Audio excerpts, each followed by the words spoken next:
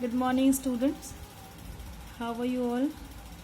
Hope you all are doing practice of math sums. Practice करते रह रहे हैं आप जो भी sums करा रही हूँ.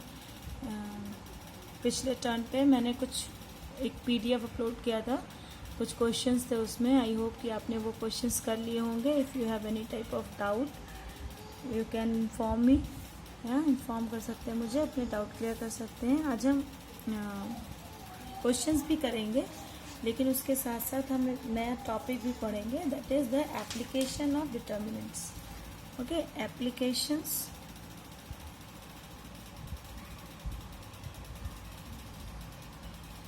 ऑफ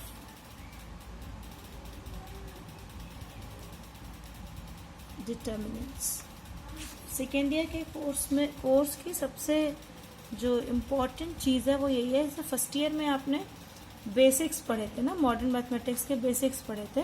अभी हम जो भी टॉपिक पढ़ेंगे साथ ही साथ उसके एप्लीकेशंस भी पढ़ते चलेंगे. Applications of determinants. Applications of determinants में कि हम डिटर्मिनेंट्स को कैसे यूज़ कर सकते हैं मैथ्स के दूसरे एरियाज में, जहाँ पे हमें कुछ कैलकुलेशंस करने हों और हम उसे डिटर्मिनेंट के उसमें सॉल्व कर सकें, डिटर्मिनेंट की हेल्प से सॉल्व कर सकें. तो सबसे पहले जो एप्लीकेशन हमें इसमें पढ़ना है वो है area of triangle. Area of triangle मतलब त्रिभुज का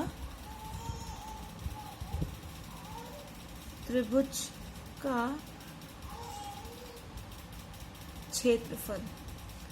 आपको याद होगा कि इफ द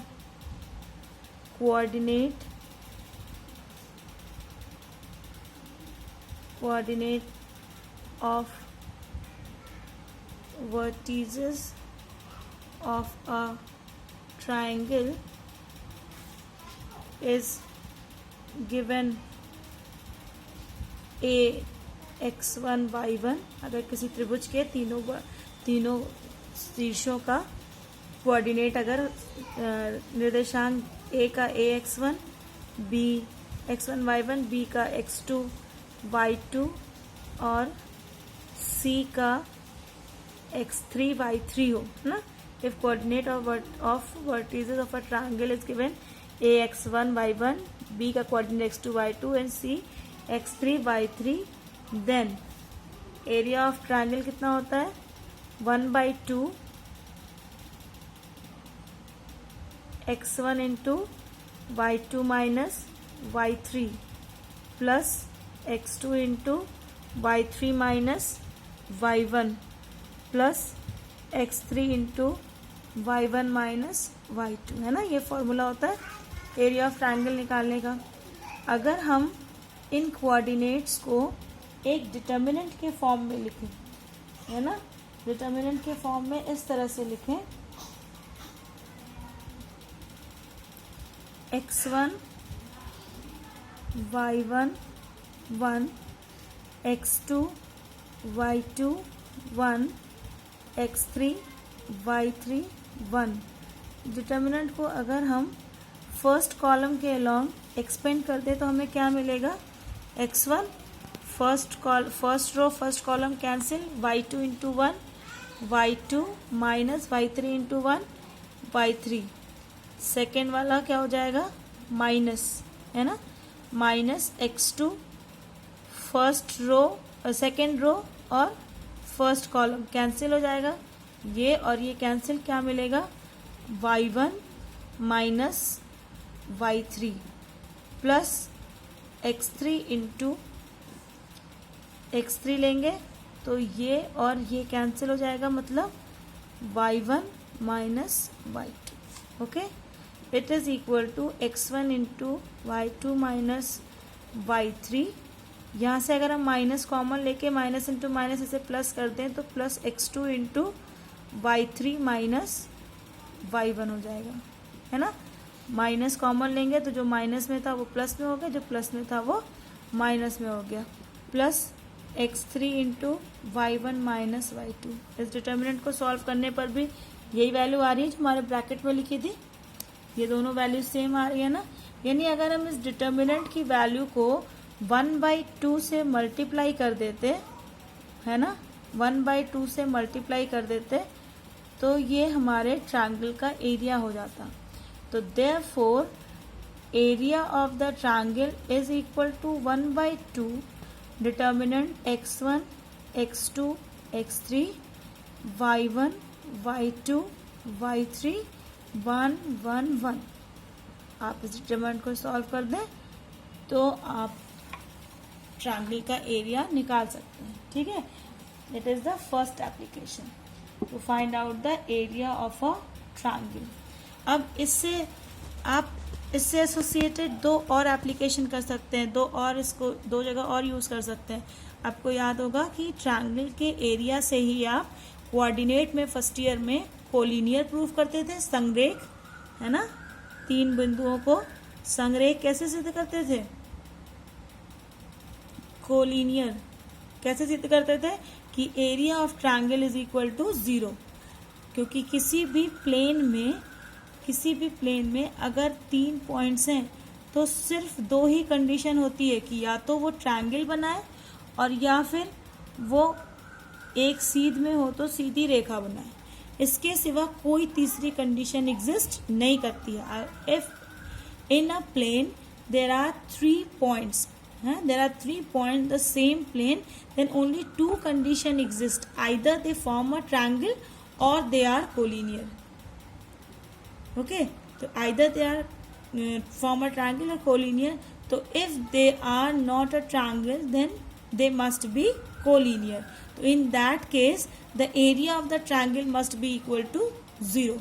अगर 3 points हैं और हम ये मान लें कि वो एक ट्रायंगल फॉर्म करते हैं और ट्रायंगल की वैल्यू, उस ट्रायंगल का एरिया निकालने पर एरिया 0 हो जाए, इसका मतलब क्या हुआ कि ट्रायंगल फॉर्म नहीं हो रहा है।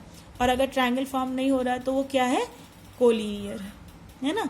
तो हम इससे ये भी प्रूफ कर सकते हैं कि इस डिटर्मिनेंट की वैल्यू को x1 x2 x3 y1 y2 y3 1 1 1 it is equal to, अगर हम 0 प्रूफ कर दें तो क्या हो जाएगा, तीनों पॉइंट्स हमारे कोलिनियर हो जाएंगे। और इसी से हम area of the equation of the line भी निकाल सकते हैं। Equation of the line passing through 2 points, ये तो एक हो गया एरिया ऑफ ट्रायंगल और दूसरा एप्लीकेशन हो गया कोलिनियर। अब हम निकाल सकते हैं इक्वेशन of line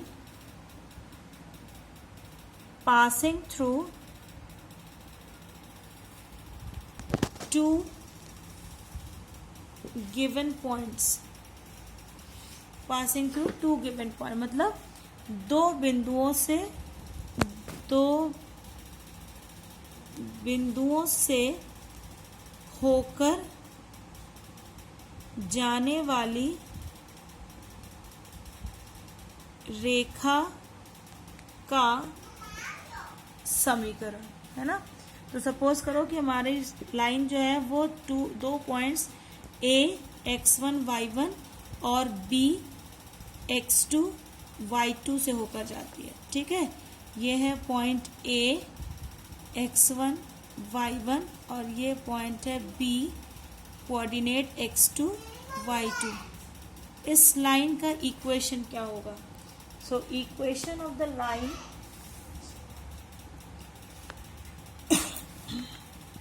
अब यहाँ पे 2 पॉइंट हैं, हम इस लाइन पे कोई तीसरा पॉइंट P मान लें जिसका कोऑर्डिनेट x y है, तो वही कोलिनियर वाला हो गया कि ये A P और B कोलिनियर होने चाहिए, because P is on the line A B, P line A B पर ही है। तो therefore equation of required equation of line is determinant x x1 x2, क्योंकि एक पॉइंट x है ना, x x1 x2 y y1 y2 1 1 1 is equal to 0. It is the required equation of the given line. जो आपकी next exercise है, exercise 4.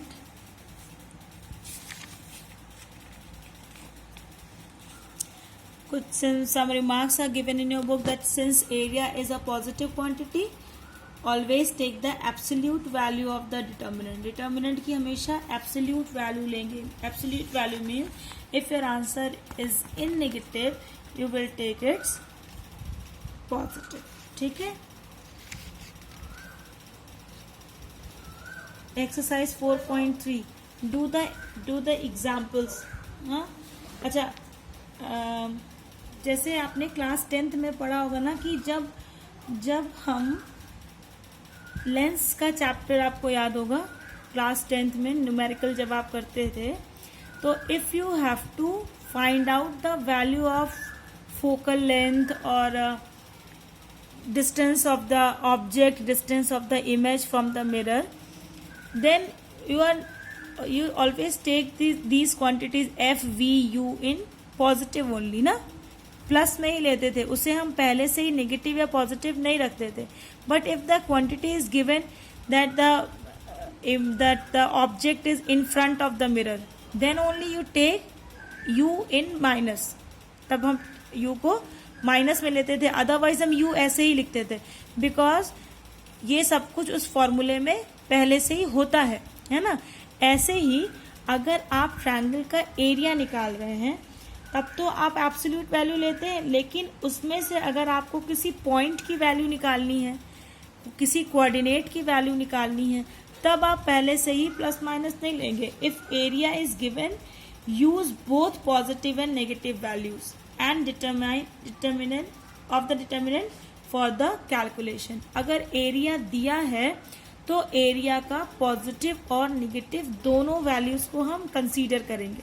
Determinant की positive और negative दोनों वैल्यूज को कंसीडर करेंगे कैलकुलेशन के लिए. The area of the triangle formed by 3 collinear point is 0. We have already discussed कि अगर 3 कोलिनियर पॉइंट्स हैं तो उससे जो एरिया मिले, उससे जो ट्रायंगल बनेगा उसका एरिया 0 होगा, क्योंकि कोलिनियर है तो ट्रायंगल बनेगा ही नहीं, और ट्रायंगल नहीं बनेगा तो एरिया 0 होगा. Example 17, 18, whatever is given, you must do the examples also. Example जरूर करेंगे. Now we will start the exercise 4.3. है ना. Exercise 4.3. Find the area of the triangle with vertices at the point given in each of the following. सभी ये जो questions दिए हैं इनमें आपको ट्रायंगल का एरिया निकालना है.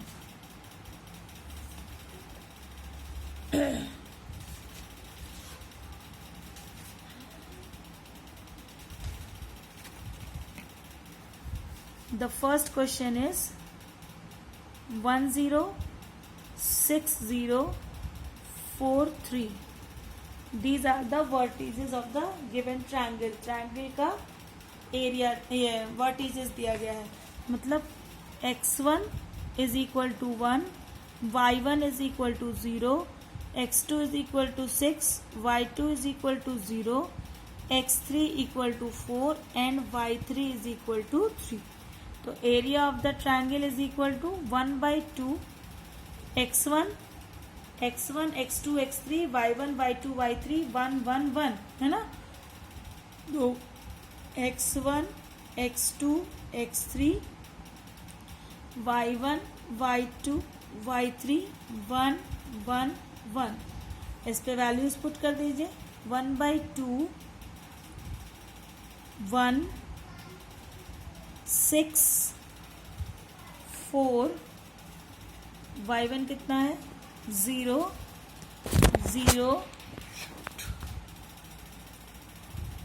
3 देन 1 1 1. हम लोगों ने इसके पहले वीडियो में ये डिस्कस किया था कि हम किसी भी कॉलम या किसी भी क्या कहते हैं रो के अबाउट इसे ओपन कर सकते हैं, इसे एक्सपेंड कर सकते हैं. तो आप एक्सपेंड कर दीजिए इसे. सेकेंड कॉलम के अलॉन्ग कर दें. 1/2 सेकेंड कॉलम में साइन कन्वेंशन कैसे होता है, पहला माइनस फिर प्लस और फिर माइनस. ठीक है, तो ये कितना हो जाएगा, पहला और दूसरा एलिमेंट तो 0 है, तीसरा एलिमेंट -3 इंटू ये रो, ये वाली कॉलम और ये वाली रो माइनस, ये कितना हो गया 1 इंटू 1 1 -6 इंटू 1 6 है ना। So it is equal to 1/2 into 3 into ये हो गया -6 +1 -6 -5, it is equal to 1/2 minus into minus plus, so 1/2 into 5 3s are 15, it is equal to 15/2 unit square है ना, 15/2 यूनिट स्क्वायर या स्क्वायर यूनिट, ये हो गया आपका answer. It is very simple exercise, you can do this second x1 y1 x2 y2 x3 y3 is given, again the same thing is given है ना। We will do the question in which you have to find out the value of k, so that the point a b plus c plus c a plus b, these are the vertices, these are the coordinate of the given point a b c are collinear। ये तीनों points a b c जो हैं ये हमें prove करना है कि ये कोलिनियर हैं। Let us do this question. Question number 2.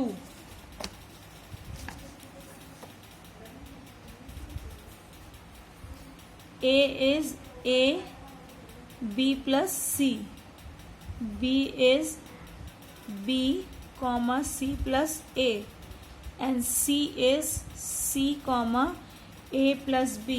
We have to prove that it is equal to 0. तो कॉन्ट्रडिक्शन से करेंगे। पहले हम मान लेते हैं कि ये 0, ये कोलिनियर नहीं है। अगर ये कोलिनियर नहीं है तो डेल्टा ट्रायंगल बनेगा। ट्रायंगल का एरिया क्या होता है 1/2 x1 x2 x3 y1 y2 y3 1 1 1, ये होता है ना। It is equal to 1/2 x1 y1 x1 x2 और x3 यानी a b and c, then b plus c plus a plus b, then 1 1 1, it is equal to 1/2, replace column 2 to column 2 plus column 1, replace c2 to c2 plus c1। C2 को replace कर रहे हैं, C1 पे कोई असर नहीं पड़ेगा, ये A B C ही रहेगा। C2 क्या हो जाएगा, C2 प्लस C1 करेंगे तो A plus B plus C, ये भी हो जाएगा A plus B plus C, और ये भी हो जाएगा A plus B plus C, 1 1 1। ना take A plus B plus C common ले लें कॉलम्स 2 से, 1/2 into a plus B plus C, तो क्या बचा a b c 1 1 1 1 1 1 है ना। At taking a plus B plus c as common from C2। Now column second and column third both are identical, since C2 and C3 are identical। तो property याद है, अगर कोई भी दो रो या कोई भी दो कॉलम आइडेंटिकल होते हैं तो डिटर्मिनेंट की वैल्यू 0 हो जाती है। Therefore delta is equal to 1/2 into a plus b plus c into 0, and it implies delta is equal to 0। तो since delta is equal to 0, therefore a b and c are collinear। ठीक है, a b c are collinear. Now find the value of k if area of a triangle is 4 square units. जब भी हम square units कहते हैं ना, तो square 4 is the square of +2 and at the same time 4 is square of the -2. तो ये जो हमारा 4 स्क्वायर यूनिट आया है, ये +2 का भी स्क्वायर हो सकता है और ये -2 का भी स्क्वायर हो सकता है. इसलिए जब भी हम एरिया वाले फॉर्मूले का यूज करते हैं किसी कोऑर्डिनेट की वैल्यू निकालने से, यहाँ पे k की वैल्यू निकालनी है ना, ये अगर x1 होगा पहला एलिमेंट, तो x1 की वैल्यू निकालने के लिए, तो उस कंडीशन में हम स्क्वायर यूनिट के दोनों वैल्यूज को कंसीडर करते हैं, +4 को भी कंसीडर करते हैं और -4 को भी कंसीडर करते हैं. ठीक, and then we will find the value of k. Let us do the question number 3. First part of question number 3 है ना. Find the value of k if area of the triangle is 4 square unit. Area of the triangle is 4 square unit. Calculation में +4 -4 दोनों लेंगे. क्या दिया है, points क्या दिए हैं, k0 मतलब ये x1 और y1 दिया है. Then 4 0 x2 and y2 is given, and the third one is 0 2 x3 and y3. So therefore area of the triangle कितना होता है, 1/2 x1 x2 x3 y1 y2 and y3 1 1 1 is equal to ±4. Okay,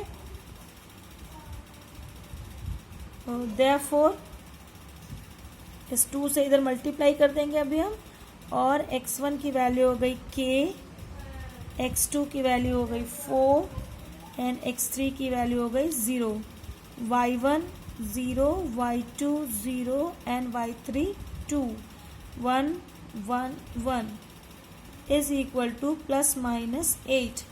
second column में maximum 0 है, इसी के along हम open करते हैं इसे. ठीक है, तो इट इम्प्लाइज सेकेंड कॉलम में साइन कन्वेंशन वही माइनस प्लस माइनस, यानी पहले तो एलिमेंट तो 0 ही है, हमें सिर्फ तीसरे एलिमेंट से करना है, यानी -2 इंटू ये वाली कॉलम और ये रो कैंसिल, तो k into 1 k -4 into 1 4 -2 into k -4 is equal to ±8.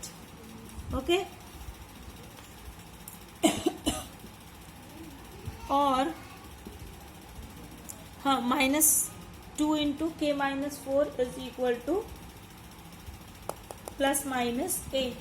Now एक बार हम +8 लेंगे और एक बार हम -8 लेंगे. ठीक है, और दोनों ही कंडीशंस में हम k की वैल्यू निकालेंगे. So if -2 into k -4 is equal to +8, then k -4 is equal to -2 से डिवाइड करेंगे तो -4 2 4 8 और k इज इक्वल टू -4 + 4 और k is equal to 0. If -2k into k -4 equal to +8, then k is equal to 0. And if -2 into k -4 is equal to -8, then k -4 is equal to -8 upon -2 + 4. Then k is equal to 4 + 4 और k is equal to 8. So you will get two values of k. Either k is 0 or k is equal to 8. So k equal to 0 or k is equal to 8. It is your answer. या तो k की value 0 है या k की value 8 है. ठीक है, it is the, in this way you will find the values of the coordinates if the area is given. It is as simple as it is. बहुत ही सिंपल टॉपिक है, आप बहुत आराम से इसको लगा सकते हैं। Find the equation of the line joining 1, 2 and 3, 6 using determinants. सीधे सीधे फॉर्मूले में रखना है। x1 y1 x2 y2 is given. Equation क्या होता है 1/2 x x1 x2 y y1 y2 1 1 1 is equal to 0, है ना। Area of the triangle is 35 square units with vertices 2, -6, 5, 4 and k4। Then find the value of k। You can find the same manner. बस ये ध्यान रखना है कि जब हम एरिया निकालेंगे, जब एरिया फाइंड आउट करेंगे तो हम डिटर्मिनेंट की एब्सोल्यूट वैल्यू लेंगे, ठीक है, क्योंकि एरिया कभी भी नेगेटिव में नहीं हो सकता, स्क्वायर यूनिट कभी भी नेगेटिव नहीं हो सकता, है ना। मेजरमेंट है वैसे भी ये तो, लेकिन जब हम एरिया का यूज करके कोऑर्डिनेट निकालेंगे तो कोऑर्डिनेट के लिए हम प्लस और माइनस दोनों वैल्यू लेंगे। एब्सोल्यूट ले रहे हैं ना एरिया, एरिया हो सकता है +4 रहा हो या एरिया हो सकता है -4 रहा हो, है ना। तो एब्सोल्यूट वैल्यू चूंकि हम ले रहे हैं इसलिए हम +4 और -4 यानी प्लस में एरिया और माइनस में एरिया दोनों लेंगे। एब्सोल्यूट वैल्यू मीन्स कि x एब्सोल्यूट x है ना, इसे मॉड लगाते हैं तो इसकी वैल्यू दोनों हो सकती है ना, +x भी हो सकती है -x भी हो सकती है। ऐसे ही चूंकि एरिया जब हम लिख रहे हैं area is equal to 4 square unit, तो ये इसकी एब्सोल्यूट वैल्यू है एरिया की। तो maybe area +4 square unit रहा हो या maybe area -4 square unit रहा हो, इसलिए हम दोनों पॉसिबिलिटीज को कंसीडर करके कोऑर्डिनेट्स की वैल्यू फाइंड आउट करते हैं, ठीक है। So I hope you understand the topic that application of determinants. Keep on practising. आपके पास एनसीईआरटी हो, आपके पास जो भी साइट बुक हो उससे पढ़ते रहिए। कुछ सिलेबस थे, शायद कुछ टॉपिक्स कट गए हैं, अब I am not sure right now, but whenever I confirm I will inform you। जब भी मुझे कंफर्म हो जाएगा या मेरे पास कोई नोटिफिकेशन आएगा आई विल इन्फॉर्म यू। वैसे पढ़ना तो सभी टॉपिक्स है, क्योंकि मे बी बोर्ड में कट जाए, लेकिन कॉम्पिटिशन्स देने हैं आगे, तो कॉम्पिटिशन में तो कोई भी टॉपिक स्किप नहीं किया जाएगा। तो it is better to study each and every topic. Okay, till then good bye.